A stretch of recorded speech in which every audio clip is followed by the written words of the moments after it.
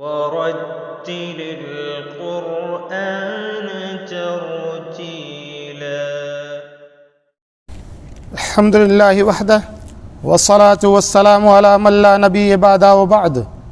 बिस्मिल्लाहिर्रहमानिर्रहीम। आइए अब इंशाअल्लाह तबारक व तआला हम मद के बारे में समझेंगे। आइए हम समझते हैं मद मुत्तसिल किसे कहते हैं, उसका डेफिनेशन। बच्चों, हुरूफ मद्दा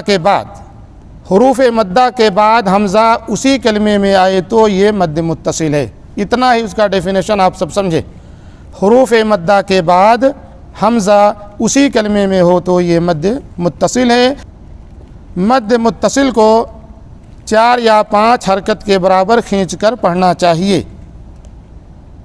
मसलन सीअत,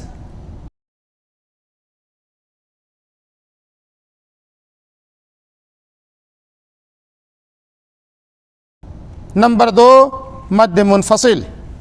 हुरूफ मद्दा के बाद हमज़ा दूसरे कलमे के शुरू में हो तो ये मद मुनफसिल है। बच्चों, हुरूफ मद्दा के बाद हमज़ा दूसरे कलमे के शुरू में आए तो ये मद मुनफसिल है। इसे भी 4 या 5 हरकत के बराबर खींचकर पढ़ना चाहिए। मसलन फ़ी अमरिना,